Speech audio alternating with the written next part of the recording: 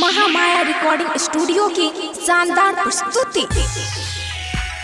दारू के बाती में के छोड़ी बैठल हो जाकर दारू के बाती में, दारू के बाती में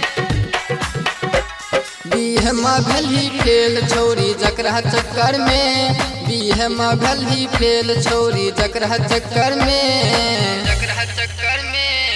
बैठल रहो जाकर दारू के बाती में, के छोड़ी बैठल रहो जाकर दारू के बाती में, दारू के बाती में बैठल रहो जाकर दारू के बाती में, दारू के बाती में रोज रोज कॉलेज के बहाने घूमे जाछी टोली गे, रात भरी तू सैर करे छी खोल नै छी किताब गे,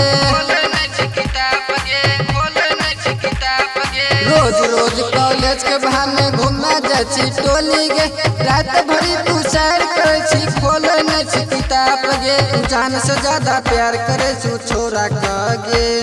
तू जान से ज्यादा प्यार करे छी छोरा कगे, बैठल रहो जाकर दारू के भट्टी में, गे छोरी बैठल रहो जाकर दारू के भट्टी में, दारू के भट्टी में, दारू के भट्टी में बैठल रहो जाकर दारू के भट्टी में कहे रहियो छोरी तोरा ने जो छोरा साथ गे, बात बात में चुम्मा न तो कर तो छोड़ खराब गे, कहे रहियो छोरी तोरा ने जो छोरा साथ गे, बात बात में चुम्मा न तो कर तो छोड़ खराब गे, अब न एहन गलती करी है जई है साथ गे,